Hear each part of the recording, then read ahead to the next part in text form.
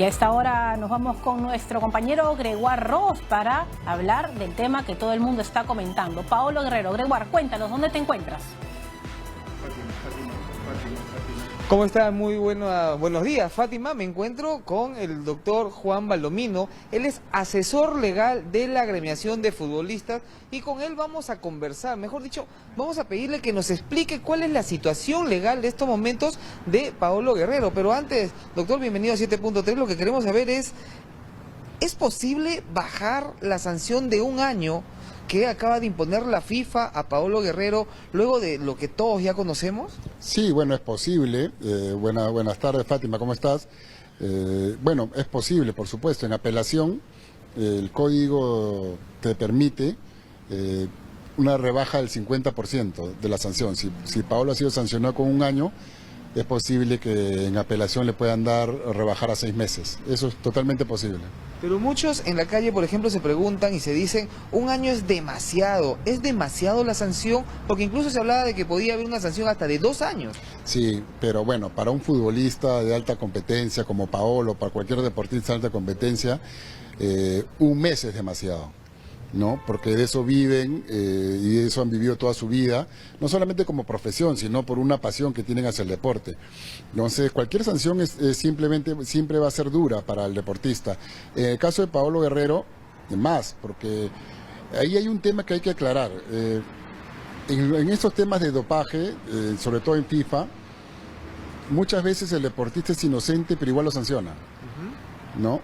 Porque a veces por hechos de terceros terminan siendo perjudicados, porque los que dan control positivo son los deportistas, pero muchas veces los deportistas reciben medicinas, reciben alimentos, reciben dietas que están contaminadas y finalmente ellos terminan siendo perjudicados por hechos de terceros.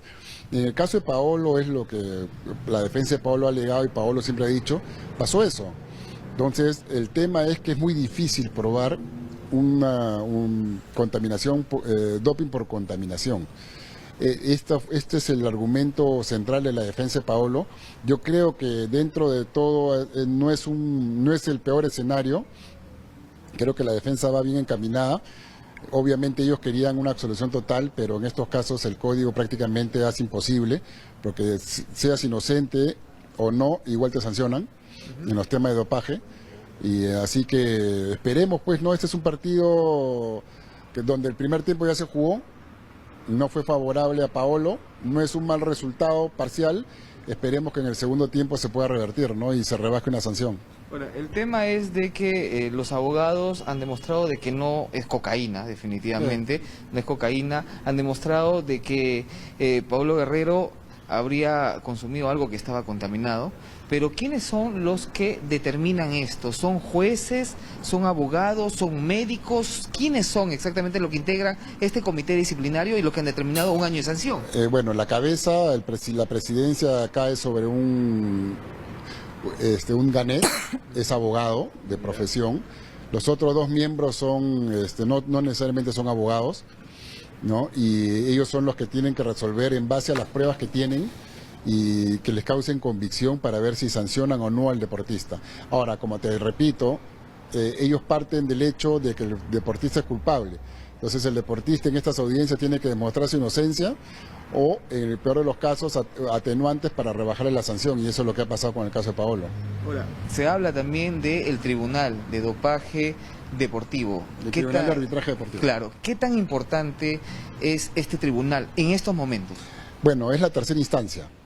Primero la apelación sube al Comité de Apelaciones de la FIFA, y si el resultado no es favorable para los intereses de Paolo, puede llegar al Tribunal de Arbitraje Deportivo, que si es un arbitraje de derecho, compuesto únicamente por abogados, puede ser un árbitro único, como puede ser también un tribunal, y este tribunal tiene la potestad de revisar todo lo que ha hecho FIFA e incluso de anularlo. O sea que es posible todavía ese escenario para que Paolo pueda probar su inocencia en algún momento. Señor Juan, tenemos preguntas desde Claro. Estudio Fátima. El señor Juan está escuchando en estos momentos cualquier interrogante. Así es, gracias Gregoire. Juan, bienvenido a TV Noticias 7.3. Un poco, Juan, preguntarte sobre los antecedentes, ¿no? Y cómo se va a resolver. Recordábamos aquí con todo el equipo de producción el caso del Chemo del Solar. ¿Qué características acercan al caso de Paolo Guerrero y qué características lo alejan?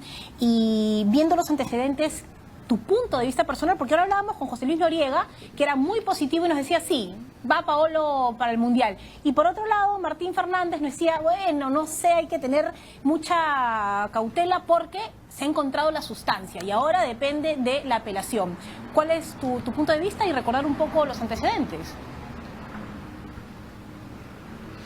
Mira, yo lo que te puedo decir, lo que pasa es que hay una diferencia abismal en el caso de Paolo Guerrero con el caso de Chemo del Solar, ¿no? Primero que nada, en los tiempos. En la época de Chemo del Solar, el Chemo logró probar también su inocencia en el caso de consumo de cocaína, pero las sanciones no eran tan drásticas. Además, ese es uno. Y dos, el caso de Chemo del Solar fue en el ámbito nacional, no en el ámbito internacional. Chemo fue juzgado en la Comisión de Justicia de la Federación Peruana de Fútbol, no fue juzgado por la FIFA. En la FIFA, estos temas son mucho más duros, mucho más rígidos. A partir del 2015, las penas sobre dopaje se duplicaron, es decir, fueron mucho más estrictas. Se pasaron de penas de 0 a 2 años, se pasaron a mínimo 2, máximo 4. Entonces, son casos distintos. Y cuanto a lo que decía José Luis Noriega, yo también tengo esa misma sensación. Yo creo que en apelación se puede conseguir la rebaja de la sanción y esto va a permitir que Paolo pueda estar con Perú en el Mundial de Rusia. Y en última instancia, si se confirma, puede incluso llegar al TAS y como comentaba, puede solicitar un levantamiento de la suspensión y eso también es una posibilidad legal que le permitiría llegar al Mundial de Rusia. Ahora, lo más importante para Paolo en este momento es que quede claramente establecido que es inocente y esa es la lucha que está sosteniendo su defensa legal. Ahora, Juan, como decía mi madre, ya no hay que llorar sobre la leche derramada, porque ya pues está ahí en el suelo, pero también si uno ve el antecedente se sorprende de que tengamos que estar viviendo este momento. No se trata de echar la culpa, pero ¿cómo hacemos para que esto no vuelva a suceder? No puede ser que le haya pasado esto a Paolo Guerrero, con una carrera brillante, que tenga que estar perdiendo el tiempo en defenderse, y de quién es la culpa o cómo hacemos para que más adelante no tengamos un problema similar, porque todo indica que podemos hacer un buen papel en Rusia 2018, ¿no? Lo que pasa, Fátima, es que este tema del dopaje cada día es más estricto, cada día se prohíbe más sustancias, el uso de sustancias, la lista se va ampliando y los deportistas de alta competencia realmente tienen muchísimos problemas para poder cumplir con estos temas, porque tú te imaginas, acá tú te tomas un antigripal y sale positivo y de repente la gente te ve como drogadicto y no es así. Entonces, ¿cómo hacemos? Cada vez es más difícil para el deportista realmente cumplir con las normas de antidopaje. Hay un control muy estricto, muy profesional, tanto en las selecciones peruanas como en los clubes de primera división. Este año, por ejemplo, en el fútbol peruano no hemos tenido casos de doping. El año pasado sí tuvimos uno, pero por negligencia médica, y a pesar de que hubo negligencia médica, lo sancionaron 2 años el chico. Por eso te digo que a veces, por más que demuestres tu inocencia, si el código establece que hay sanción, hay sanción. Entonces, lo único que se puede hacer acá es trabajar mucho en la prevención y comunicar cada principio de año en enero, se actualiza la lista de sustancias prohibidas y hacerla de conocimiento de todos. Gregoire, bueno, El tema es esperar, que, ¿no? digamos que Sí, Fátima. Ahora, como nos explicaba antes de la entrevista, era de que ahora los futbolistas van a tener que recibir un curso avanzado y rápido de lo que son términos de algunos medicamentos, algunas que integren algún tipo de, digamos, por ejemplo, en un té, una medicina, ellos van a tener que revisarlo minuciosamente y Sí. saber el significado de cada... Hay algo que la FIFA ni la Agencia Mundial Antidopaje toman en cuenta, ¿no? Estas normas están creadas para países europeos desarrollados, donde los deportistas tienen un nivel cultural bastante alto.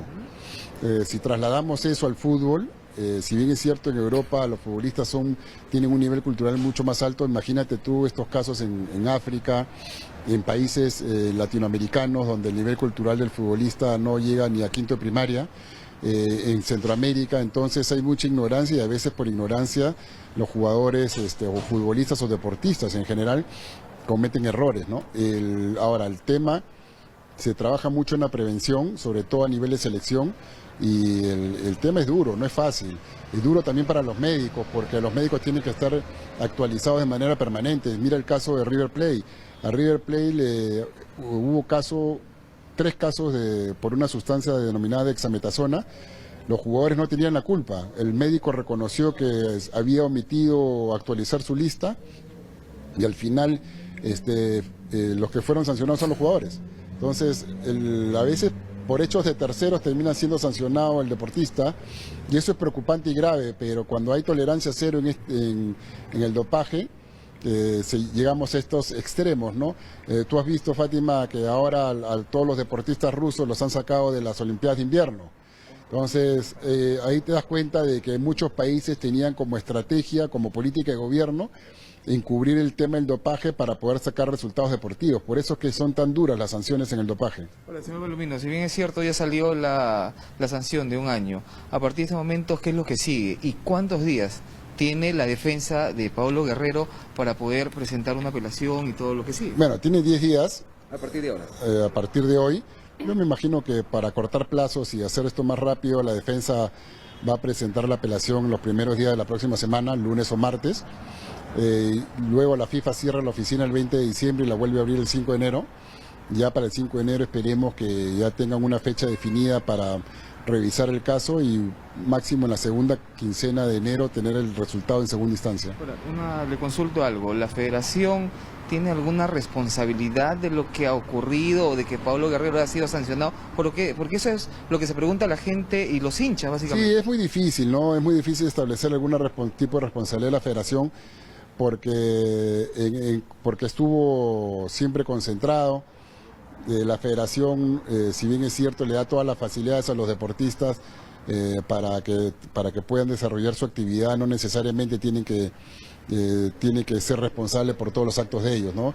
Es muy difícil, es complicado, yo no buscaría culpables tanto en el ámbito de la federación ni en el ámbito de su club, ¿no?